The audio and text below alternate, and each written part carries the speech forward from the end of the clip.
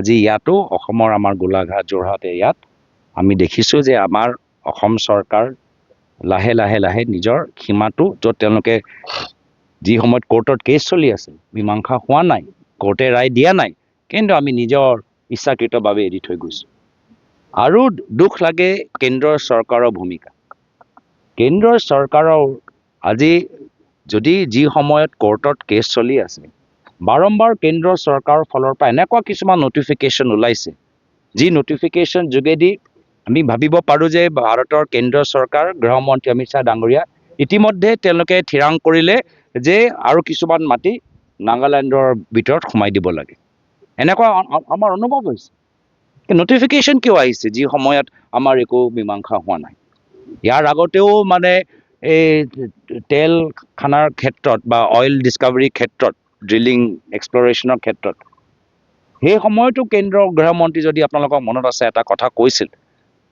মুখ্যমন্ত্ৰী হিমন্ত বিশ্ব শৰ্মা ডাঙৰীয়াৰ কাষত তাতে গৃহমন্ত্ৰী অমিত শ্বাহ ডাঙৰীয়া কৈছে যে আমি অসম নাগালেণ্ড বৰ্ডাৰ অঞ্চলত অলপ অইলৰ এক্সপ্লৰেশ্যনৰ কামবোৰ হ'ব পাৰে খুব সম্ভৱ যে অসমৰ মুখ্যমন্ত্ৰী সন্তুষ্ট নহয় দুখিত হ'ব পাৰে কিন্তু আমি আগবাঢ়ি যাম আৰু এই ক্ষেত্ৰত মুখ্যমন্ত্ৰী নিমাত কেন্দ্ৰীয় গৃহমন্ত্ৰী আজি তেওঁলোকে অইল এক্সপ্লৰেশ্যন কৰোঁতে কাৰ লাভ হ'ব যিসকলৰ অইল কোম্পানী তেওঁলোকৰ লাভ হ'ব অসম চৰকাৰতো আমি ইমান ৰয়েলটি নাপাওঁ তো তেওঁলোকে মাত্ৰ যি কোম্পানীয়ে ইয়াত অইল এক্সপ্লৰেশ্যন ক'ব পাৰিব এই ওচৰতো বেদান্ত সোমাইছে ইয়াত কোন সোমাব আমি নাজানো তেওঁলোকৰ সুবিধাৰ কাৰণে আমাৰ ইমান দীৰ্ঘদিনৰ যে দাবী যে এইটো হ'ল আমাৰ অসমৰ আমাৰ মাটি আজি সেইটো দাবীটো এৰি হৈ গ'ল আৰু মুখ্যমন্ত্ৰী নিমাত হৈ গ'ল ইমান দুৰ্বল মুখ্যমন্ত্ৰী মই দেখা পোৱা নাই অসমৰ মাটি লৈ ইমান দুৰ্বলতা হিমন্ত বিশ্ব শৰ্মা ডাঙৰীয়াৰ কিয় আমি গম পোৱা নাই মাটিৰ প্ৰতি ইমান দুৰ্বলতা কিয় আমিতো জানো গুৱাহাটীৰ ভিতৰত তেওঁৰ মাটিৰ প্ৰতি যথেষ্ট মৰম আছে মাটি তেওঁ খুব ভাল পায় মাটি লৈ ভাল পায় তেওঁলোকৰ পৰিয়ালৰ নামত মাটি লৈ তেওঁলোকে ভাল পায় তো য'ত তেওঁলোকৰ পৰিয়ালৰ মাটি নাই তাত তেওঁলোকে নাগালেণ্ডত ইমান সহজভাৱে কিয় এৰি থৈ গৈছে সেয়া প্ৰশ্ন আমাৰ স্থানীয় মানুহৰ আৰু আমি পুনৰবাৰ কৈছোঁ যে বিৰোধী পক্ষৰ আমাৰ দায়িত্ব হ'ল যে অসমৰ ৰাইজৰ লগত থিয় হৈ আমাৰ খিলঞ্জীয়া অসমীয়া ভূমিপুত্ৰ মানুহৰ লগত থিয় হৈ তেওঁলোকৰ যে দাবী সেই দাবী আমি আৰু বল প্ৰদান কৰিম আমাৰ কাৰ্যসূচী যোগেদি আৰু সেইখিনি আজি নিজে আহিছোঁ আজি স্থানীয় সাংসদ হিচাপে চৰকাৰ নাই ইয়াত চৰকাৰৰ মন্ত্ৰী অহা নাই ইয়াত চৰকাৰৰ কোনো মন্ত্ৰী আহিছে নেকি ইয়ালৈ চৰকাৰৰ কোনো মন্ত্ৰী অহা নাই ৰাজ্য চৰকাৰৰ কোনো মন্ত্ৰী ইয়াত অহা নাই তো সেইকাৰণে এনেকুৱা যেন লাগে যে মুখ্যমন্ত্ৰীয়ে ইতিমধ্যে নিজৰ মনত অলৰেডি তেওঁ চাৰেণ্ডাৰ হৈ গৈছে নাগালেণ্ড চৰকাৰৰ সন্মুখত চাৰেণ্ডাৰ কৰি দিলে আৰু কেন্দ্ৰৰ চৰকাৰ গৃহমন্ত্ৰী অমিত শ্বাহ ডাঙৰীয়াৰ সন্মুখত তেওঁলোকে ইতিমধ্যে চাৰেণ্ডাৰ কৰি দিছে অসমৰ মাটি এইটোৱে হ'ল আটাইতকৈ দুৰ্ভাগ্যজনক কথা আৰু মাত্ৰ এই চাৰেণ্ডাৰ কৰা যে কৰিছে যে যি চাৰেণ্ডাৰ কৰিছে তেওঁ ৰাজহুৱা কৰক মনে মনে পেটে ৰাখিব নালাগে চাৰেণ্ডাৰ যদি কৰিছে ৰাজহুৱা কৰক আৰু স্পষ্টীকৰণ দিয়ক নহ'লে এনেদৰে আজি আমাৰ অসমৰ মহিলাখিনিক বাৰম্বাৰ নিৰাপত্তা বিচৰাটো পুলিচৰ সংৰক্ষণ থাকিলে জব কাৰ্ড কৰিব এই ধৰণৰ পৰিস্থিতিত আমাৰ সীমান্ত অঞ্চলত থকা মানুহক বসবাস কৰা উচিত নহয় তেওঁলোকে শান্তিত থকা তেওঁলোকৰ অধিকাৰ আৰু সেইকাৰণে স্পষ্টীকৰণ মুখ্যমন্ত্ৰীক দিব লাগে এটা কথা দেখিছোঁ যে পূৰ্ব চৰকাৰবিলাকতো দেখিছোঁ এতিয়াও দেখিছোঁ চাওক আজিৰ তাৰিখতো আমি ডাবল ইঞ্জিনৰ চৰকাৰৰ কথা শুনো আজিৰ তাৰিখতো আমি নৰ্থ ইষ্ট ডেম'ক্ৰেটিক এলায়েন্সৰ কথা শুনো আৰু নেডাৰ কনভিনাৰ কোন নেডাৰ কনভিনাৰ হ'ল অসমৰ মুখ্যমন্ত্ৰীয়ে এনেকুৱা দেখায় যে তেওঁলোকৰ কথাবোৰ কেন্দ্ৰ চৰকাৰে খুব মানি লয় নিজকে খুব চাণক্য দেখায় নিজকে খুব শক্তিশালী প্ৰদান কৰে তথাপিও আপোনালোকৰ কোৱাৰ দৰে প্ৰশ্নৰ দৰে কি সমস্যাটো কমি যোৱা নাই সমস্যাটো বাঢ়িছে যোৱা 5 বছৰত বাঢ়িছে যোৱা 6 বছৰত বাঢ়িছে যোৱা 1.5 বছৰৰ ভিতৰত বাঢ়িছে কিয় কমিবহে লাগে যদি আমাৰ দিনত কামখিনি হোৱা নাই তো এইখিনি দিনত তেওঁলোকৰ ডাবল ইঞ্জিন চৰকাৰ দিনতো সমস্যা কমিবহে লাগে আমি আৰু আগলৈকে যাবহে লাগে আমি আগলৈকে যোৱা নাই আমি আৰু পিছুৱাইহে আহিছোঁ তো তেওঁলোকেতো আমাতকৈ আৰু দুৰ্বল যদি মানিলোঁ আমাৰ দিনত যিমানখিনি হ'ব লাগে হোৱা নাই কিন্তু তেওঁলোকৰ দিনতো আমি আৰু পিছুৱাই আহিছোঁ তাৰ মানে কি তেওঁলোকে আমাতকৈ আৰু বিফল হৈছে আমাৰ দিনতে ইমান পৰ্যায়লৈকে নাছিল যে উৰিয়াম ঘাটৰ মানুহখিনি এনেকৈ ক'ব লাগে। য'ত যেনেকৈ আছিলে সেই সময়ত প্ৰয়াত তৰুণ গগৈদেৱ এটা আমাৰ স্থিৰতা এটা প্ৰকাশ কৰিছে। কিন্তু আজিৰ তাৰিখত এনেকুৱা পৰিস্থিতি দেখা পাইছোঁ। তো সেইকাৰণে আমাক দুখ লাগে যে যি মুখ্যমন্ত্ৰী আদানী আম্বানীক মাটি দিওঁতে এক ৰাতিৰ ভিতৰত 6 কেডিলৰ মাটি লগে লগে দি দিয়ে, সমঝাই দিয়ে। আজি সেইজনে আজি আমাৰ মাটি নাগালেণ্ড চৰকাৰৰ পৰা সুৰক্ষিত ৰাখিব পৰা নাই। আৰু কেন্দ্ৰৰ চৰকাৰ, আগতে আমি শুনিছিলোঁ যে কেন্দ্ৰৰ মানে আৰক্ষী বিষয়াবোৰ আমাৰ পক্ষত নহয়। বহুতে কৈছিল যে কেন্দ্ৰৰ যিখিনি আৰক্ষী বিষয়াবোৰ আছে আমাৰ পক্ষ লোৱাতকৈ নাগালেণ্ডৰ পক্ষ লয়। কিন্তু এতিয়াতো আমি কেন্দ্ৰৰ চৰকাৰৰ আমি একে স্থিতি দেখা পাইছোঁ। যি ধৰণৰ নটিফিকেশ্যন, যি ধৰণৰ কথা সেইদিনা গৃহমন্ত্ৰীয়ে ক'লে যে মুখ্যমন্ত্ৰী মানি ল'ব লাগিব, তেওঁ বেয়া পালেও মানি ল'ব লাগিব। তো এতিয়াতো কেন্দ্ৰীয় চৰকাৰ গৃহমন্ত্ৰীৰ পৰা আমি একেখিনি বাৰ্তা আমি শুনা পাইছোঁ। আজি য'ত কেন্দ্ৰীয় চৰকাৰ, ইয়াৰ আগতে কেন্দ্ৰীয় চৰকাৰ কোন গৃহমন্ত্ৰী এনেকৈ কথা কৈছে? কোন মুখ্যমন্ত্ৰী ইয়াৰ আগতে এনেকুৱা কথা কওঁতে নিমাত হৈ আছে? তো সেইকাৰণে আপোনালোকে আশা কৰোঁ যে ইয়াৰ স্থানীয় সাংবাদিকখিনি এই সময়ছোৱালৈ বহু দিনৰ পৰা আপোনালোকে মাত মাতি আছে, চাই আছে। আৰু যদি বাস্তৱভাৱে ৰাজ্য চৰকাৰে উচিত প্ৰক্ৰিয়া লৈ আমি বিৰোধী দল হিচাপে সম্পূৰ্ণভাৱে সমৰ্থন কৰিবলৈ প্ৰস্তুত হৈ আছোঁ। ছাৰ, আৰু এটা গুৰুত্বপূৰ্ণ প্ৰশ্ন এটা আছে, যিটো মৰিয়নি লৈছে এইখন চৰকাৰ, যেতিয়া যেনেধৰণৰ জইণ্ট কামবোৰ কৰি আছে BROৱে, এক হিচাপে তেওঁলোকে ইনফৰ্মেলি তেওঁলোকে সীমা তেওঁলোকে নিজে বান্ধি দিছে। যি সময়ত আমাৰ এটা স্থায়ী সমাধান লাগে, আমাক এটা বৰ্ডাৰ দিয়ক, যে এইটো আমাৰ বৰ্ডাৰ, এইটো আমাৰ কোৰ্টে ৰায় দিয়ক, সেই সময়ত কেন্দ্ৰীয় চৰকাৰ নিজে পক্ষ কিয় লৈ আছে? কি কাৰণত পক্ষ লৈ আছে? আজিৰ তাৰিখত তেওঁলোকৰ নৰ্থ ইষ্ট ডেম'ক্ৰেটিক এলায়েন্স গোটেইখিনিতো একেই মঞ্চত আছে, একেই ৰাজনৈতিক মঞ্চত আছে। প্ৰধানমন্ত্ৰীয়ে কয় অষ্টলক্ষ্মীৰ গৃহমন্ত্ৰী ইয়াত আহি থাকে। তো এইখিনি সমস্যাটো আজি তেওঁলোকে একে ষ্টেটাছ কোও নহয়। লাহে লাহে লাহে লাহে লাহে আমাৰ ষ্টেটাছে কমি আহিছে। ষ্টেটাছ কোও নহয়। আমাৰ দিনত যি ষ্টেটাছ কো আছিলে 2016 চনলৈকে যদি আমাৰ ৰাজ্য চৰকাৰ ধৰে, 2014 চনলৈকে যদি আমাৰ কেন্দ্ৰীয় চৰকাৰ ধৰে, তাৰ সেইদিনালৈকেও যি ষ্টেটাছ কো আছিলে সেইটোও আমি ষ্টেটাছ কোটো আমি ৰাখিব পৰা নাই। আমাৰ লাহে লাহে লাহে আমাৰ অধিকাৰ কমি আহিছে। তো এই ক্ষেত্ৰত যদি চাৰেণ্ডাৰ কৰিছে এইখন চৰকাৰ, ৰাজ্য চৰকাৰটো স্পষ্টীকৰণ দিয়ক। যদি কেন্দ্ৰীয় চৰকাৰে নিৰ্ধাৰিত কৰি লৈছে, তো লুকাই লুকাই নাগালেণ্ড চৰকাৰক আৰু অধিকাৰ দিয়াতকৈ মুকলি কৰক, মুকলি কৰক। লাহে লাহে লুকাই লুকাই এইবোৰ চব কাম কিয় কৰি আছে? স্পষ্ট হওক। তো এই দাবী আমাৰ আছে কি তেওঁলোকে স্পষ্ট যে তেওঁলোকে চাৰেণ্ডাৰ কৰিছে, সেইটো তেওঁলোকে ৰাজ্য চৰকাৰে মুকলি কৰক। কেন্দ্ৰীয় চৰকাৰ ইতিমধ্যে নিৰ্ধাৰিত কৰি লৈছে, সেইটো তেওঁলোকে মুকলি কৰক। আৰু যদি এখন ৰাজ্য চৰকাৰে বৰ্তমানৰ বিজেপি চৰকাৰ যদি অসমৰ স্বাৰ্থত মাটিৰ সম্পৰ্কত সুৰক্ষা প্ৰদান কৰোঁতে আগতে যেনেকুৱা আছিলে, যদি সেই স্থিতিলৈ ল'বলৈ বিচাৰে, বিৰোধী দল হিচাপে আমাৰ সম্পূৰ্ণ সমৰ্থন থাকিব। ধন্যবাদ। আজি ইয়াতো অসমৰ আমাৰ গোলাঘাট, যোৰহাট ইয়াত আমি দেখিছোঁ যে আমাৰ অসম চৰকাৰ লাহে লাহে লাহে নিজৰ সীমাটো, য'ত তেওঁলোকে যি সময়ত কোৰ্টত কেছ চলি আছে, মীমাংসা হোৱা নাই, কোৰ্টে ৰায় দিয়া নাই, কিন্তু আমি নিজৰ ইচ্ছাকৃতভাৱে এৰি থৈ গৈছোঁ।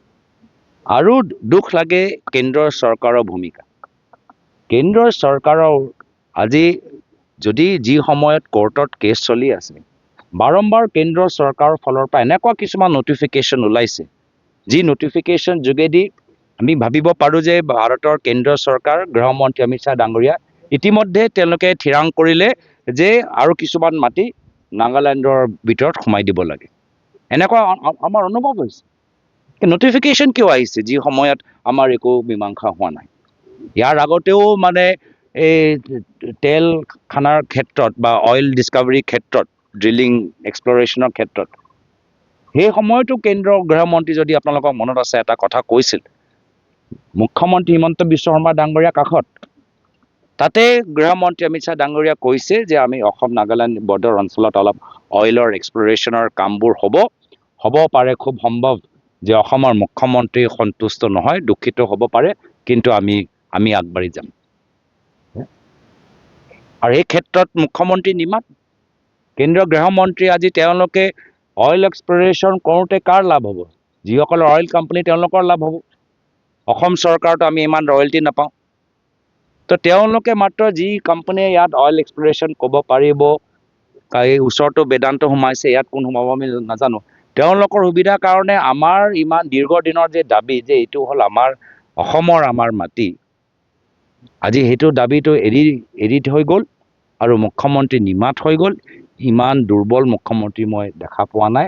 অসমৰ মাটি লৈ ইমান দুৰ্বলতা হিমন্ত বিশ্ব শৰ্মা ডাঙৰীয়াৰ কিয় আমি গম পোৱা নাই। মাটিৰ প্ৰতি ইমান দুৰ্বলতা কিয়? আমিতো জানো গুৱাহাটীৰ ভিতৰত তেওঁৰ মাটিৰ প্ৰতি যথেষ্ট মৰম আছে। মাটি তেওঁ খুব ভাল পায়, মাটি লৈ ভাল পায়, তেওঁলোকৰ পৰিয়ালৰ নামত মাটি লৈ তেওঁলোকে ভাল পায়। তো য'ত তেওঁলোকৰ পৰিয়ালৰ মাটি নাই তাত তেওঁলোকে নাগালেণ্ডত ইমান সহজভাৱে কিয় এৰি থৈ গৈছে? সেয়া প্ৰশ্ন আমাৰ স্থানীয় মানুহৰ। আৰু আমি পুনৰবাৰ কৈছোঁ যে বিৰোধী পক্ষৰ আমাৰ দায়িত্ব হ'ল যে অসমৰ ৰাইজৰ লগত থিয় হৈ, আমাৰ খিলঞ্জীয়া অসমীয়া ভূমিপুত্ৰ মানুহৰ লগত থিয় হৈ তেওঁলোকৰ যে দাবী, সেই দাবী আমি আৰু বল প্ৰদান কৰিম আমাৰ কাৰ্যসূচী যোগেদি। আৰু সেইখিনি আজি নিজে আহিছোঁ, আজি স্থানীয় সাংসদ হিচাপে। চৰকাৰ নাই ইয়াত, চৰকাৰৰ মন্ত্ৰী অহা নাই ইয়াত। চৰকাৰৰ কোনো মন্ত্ৰী আহিছে নেকি ইয়ালৈকে? চৰকাৰৰ কোনো মন্ত্ৰী অহা নাই, ৰাজ্য চৰকাৰৰ কোনো মন্ত্ৰী ইয়াত অহা নাই। তো সেইকাৰণে এনেকুৱা যেন লাগে যে মুখ্যমন্ত্ৰীয়ে ইতিমধ্যে নিজৰ মনত অলৰেডি তেওঁ চাৰেণ্ডাৰ হৈ গৈছে, নাগালেণ্ড চৰকাৰৰ সন্মুখত চাৰেণ্ডাৰ কৰি দিলে, আৰু কেন্দ্ৰৰ চৰকাৰ গৃহমন্ত্ৰী অমিত শ্বাহ ডাঙৰীয়াৰ সন্মুখত তেওঁলোকে ইতিমধ্যে চাৰেণ্ডাৰ কৰি দিছে অসমৰ মাটি। এইটো হ'ল আটাইতকৈ দুৰ্ভাগ্যজনক কথা। আৰু মাত্ৰ এই চাৰেণ্ডাৰ কৰা যে কৰিছে, যে যি চাৰেণ্ডাৰ কৰিছে তেওঁ ৰাজহুৱা কৰক, মনে মনে পেটে পেটে ৰাখিব নালাগে। চাৰেণ্ডাৰ যদি কৰিছে ৰাজহুৱা কৰক আৰু স্পষ্টীকৰণ দিয়ক। নহ'লে এনেদৰে আজি আমাৰ অসমৰ মহিলাখিনিক বাৰম্বাৰ নিৰাপত্তা বিচৰাটো, পুলিচৰ সংৰক্ষণ থাকিলে জব কাৰ্ড কৰিব, এই ধৰণৰ পৰিস্থিতিত আমাৰ সীমান্ত অঞ্চলত থকা মানুহক বসবাস কৰা উচিত নহয়। তেওঁলোকে শান্তিত থকা তেওঁলোকৰ অধিকাৰ, আৰু সেইকাৰণে স্পষ্টীকৰণ মুখ্যমন্ত্ৰীক দিব লাগে। এটা কথা দেখিছোঁ যে পূৰ্ব চৰকাৰবিলাকতো দেখিছোঁ, কিয় দেখিছোঁ? চাওক, আজিৰ তাৰিখতো আমি ডাবল ইঞ্জিনৰ চৰকাৰৰ কথা শুনো, আজিৰ তাৰিখতো আমি নৰ্থ ইষ্ট ডেম'ক্ৰেটিক এলায়েন্সৰ কথা শুনো। আৰু নেডাৰ কনভিনাৰ কোন? নেডাৰ কনভিনাৰ হ'ল অসমৰ মুখ্যমন্ত্ৰী। মুখ্যমন্ত্ৰীয়ে এনেকুৱা দেখায় যে তেওঁলোকৰ কথাবোৰ কেন্দ্ৰ চৰকাৰে খুব মানি লয়, নিজকে খুব চাণক্য দেখায়, নিজকে খুব শক্তিশালী প্ৰদান কৰে। তথাপিও আপোনালোকৰ কোৱাৰ দৰে প্ৰশ্নৰ দৰে সেই সমস্যাটো কমি যোৱা নাই, সমস্যাটো বাঢ়িছেহে। সমস্যাটো বাঢ়িছে, যোৱা 5 বছৰত বাঢ়িছে, যোৱা 6 বছৰত বাঢ়িছে, যোৱা 1.5 বছৰৰ ভিতৰত বাঢ়িছে। বাঢ়িছে কিয়? কমিবহে লাগে। যদি আমাৰ দিনত কামখিনি হোৱা নাই, তো এইখিনি দিনত তেওঁলোকৰ ডাবল ইঞ্জিন চৰকাৰ দিনততো সমস্যা কমিবহে লাগে। আমি আৰু আগলৈকে যাবহে লাগে। আমি আগলৈকে যোৱা নাই, আমি আৰু পিছুৱাইহে আহিছোঁ। তো তেওঁলোকে আমাতকৈ আৰু দুৰ্বল। যদি মানিলোঁ আমাৰ দিনত যিমানখিনি হ'ব লাগে হোৱা নাই, কিন্তু তেওঁলোকৰ দিনতো আমি আৰু পিছুৱাই আহিছোঁ। তাৰমানে কি? তেওঁলোকে আমাতকৈ আৰু বিফল হৈছে। আমাৰ দিনতে ইমান পৰ্যায়লৈকে নাছিল যে উৰিয়াম ঘাটৰ মানুহখিনি এনেকৈ ক'ব লাগে। য'ত যেনেকৈ আছিলে সেই সময়ত প্ৰয়াত তৰুণ গগৈদেৱ এটা আমাৰ স্থিৰতা এটা প্ৰকাশ কৰিছে। কিন্তু আজিৰ তাৰিখত এনেকুৱা পৰিস্থিতি দেখা পাইছোঁ। তো সেইকাৰণে আমাক দুখ লাগে যে যি মুখ্যমন্ত্ৰী আদানী আম্বানীক মাটি দিওঁতে এক ৰাতিৰ ভিতৰত 6 কেডিলৰ মাটি লগে লগে দি দিয়ে, সমঝাই দিয়ে, আজি সেইজনে আজি আমাৰ মাটি নাগালেণ্ড চৰকাৰৰ পৰা সুৰক্ষিত ৰাখিব পৰা নাই। আৰু কেন্দ্ৰৰ চৰকাৰ, আগতে আমি শুনিছিলোঁ যে কেন্দ্ৰৰ আৰক্ষী বিষয়াবোৰ আমাৰ পক্ষত নহয়। বহুতে কৈছিল যে কেন্দ্ৰৰ যিখিনি আৰক্ষী বিষয়াবোৰ আছে আমাৰ পক্ষ লোৱাতকৈ নাগালেণ্ডৰ পক্ষ লয়। কিন্তু এতিয়াতো আমি কেন্দ্ৰৰ চৰকাৰৰ আমি একে স্থিতি দেখা পাইছোঁ। যি ধৰণৰ নটিফিকেশ্যন, যি ধৰণৰ কথা, এদিনা গৃহমন্ত্ৰীয়ে ক'লে যে মুখ্যমন্ত্ৰী মানি ল'ব লাগিব, তেওঁ বেয়া পালেও মানি ল'ব লাগিব। তো এতিয়াতো কেন্দ্ৰীয় চৰকাৰ গৃহমন্ত্ৰীৰ পৰা আমি একেখিনি বাৰ্তা আমি শুনা পাইছোঁ। আজি য'ত কেন্দ্ৰীয় চৰকাৰ, ইয়াৰ আগতে কেন্দ্ৰীয় চৰকাৰ কোন গৃহমন্ত্ৰী এনেকৈ কথা কৈছে? কোন মুখ্যমন্ত্ৰী ইয়াৰ আগতে এনেকুৱা কথা কওঁতে নিমাত হৈ আছে? তো সেইকাৰণে আপোনালোকে আশা কৰোঁ যে ইয়াৰ স্থানীয় সাংবাদিকখিনি এই সমস্যালৈ বহু দিনৰ পৰা আপোনালোকে মাত মাতি আছে, চাই আছে। আৰু যদি বাস্তৱভাৱে ৰাজ্য চৰকাৰে উচিত প্ৰক্ৰিয়া লৈ আমি বিৰোধী দল হিচাপে সম্পূৰ্ণভাৱে সমৰ্থন কৰিবলৈ প্ৰস্তুত হৈ আছোঁ। ছাৰ, আৰু এটা গুৰুত্বপূৰ্ণ প্ৰশ্ন এটা আছে, যিটো মৰিয়নি লৈছে এইখন চৰকাৰ, যেতিয়া যেনেধৰণৰ জইণ্ট কামবোৰ কৰি আছে BROৱে, এক হিচাপে তেওঁলোকে ইনফৰ্মেলি তেওঁলোকে সীমা তেওঁলোকে নিজে বান্ধি দিছে। যি সময়ত আমাৰ এটা স্থায়ী সমাধান লাগে, আমাক এটা বৰ্ডাৰ দিয়ক, যে এইটো আমাৰ বৰ্ডাৰ, এইটো আমাৰ কোৰ্টে ৰায় দিয়ক, সেই সময়ত কেন্দ্ৰীয় চৰকাৰ নিজে পক্ষ কিয় লৈ আছে? কি কাৰণত পক্ষ লৈ আছে? আজি তাৰিখত তেওঁলোকৰ নৰ্থ ইষ্ট ডেম'ক্ৰেটিক এলায়েন্স গোটেইখিনিতো একেই মঞ্চত আছে, একেই ৰাজনৈতিক মঞ্চত আছে। প্ৰধানমন্ত্ৰীয়ে কয় অষ্টলক্ষ্মীৰ গৃহমন্ত্ৰী ইয়াত আহি থাকে। তো এইখিনি সমস্যাটো আজি তেওঁলোকে একে ষ্টেটাছ কোও নহয়, লাহে লাহে লাহে লাহে লাহে আমাৰ ষ্টেটাছে কমি আহিছে। ষ্টেটাছ কোও নহয়, আমাৰ দিনত যি ষ্টেটাছ কো আছিলে 2016 চনলৈকে যদি আমাৰ ৰাজ্য চৰকাৰ ধৰে, 2014 চনলৈকে যদি আমাৰ কেন্দ্ৰীয় চৰকাৰ ধৰে, তাৰ সেইদিনালৈকেও যি ষ্টেটাছ কো আছিলে সেইটোও আমি ষ্টেটাছ কোটো আমি ৰাখিব পৰা নাই। আমাৰ লাহে লাহে লাহে আমাৰ অধিকাৰ কমি আহিছে। তো এই ক্ষেত্ৰত যদি চাৰেণ্ডাৰ কৰিছে এইখন চৰকাৰ, ৰাজ্য চৰকাৰটো স্পষ্টীকৰণ দিয়ক। যদি কেন্দ্ৰীয় চৰকাৰে নিৰ্ধাৰিত কৰিয়ে লৈছে, তো লুকাই লুকাই নাগালেণ্ড চৰকাৰক আৰু অধিকাৰ দিয়াতকৈ মুকলি কৰক। লাহে লাহে লুকাই লুকাই এইবোৰ চব কাম কিয় কৰি আছে? স্পষ্ট হওক। তো এই দাবী আমাৰ আছে, কি তেওঁলোকে স্পষ্ট যে তেওঁলোকে চাৰেণ্ডাৰ কৰিছে, সেইটো তেওঁলোকে ৰাজ্য চৰকাৰে মুকলি কৰক। কেন্দ্ৰীয় চৰকাৰ ইতিমধ্যে নিৰ্ধাৰিত কৰি লৈছে, সেইটো তেওঁলোকে মুকলি কৰক। আৰু যদি এখন ৰাজ্য চৰকাৰে, বৰ্তমানৰ বিজেপি চৰকাৰ, যদি অসমৰ স্বাৰ্থত মাটিৰ সম্পৰ্কত সুৰক্ষা প্ৰদান কৰোঁতে আগতে যেনেকুৱা আছিলে, যদি সেই স্থিতিলৈ ল'বলৈ বিচাৰে, বিৰোধী দল হিচাপে আমাৰ সম্পূৰ্ণ সমৰ্থন থাকিব। ধন্যবাদ।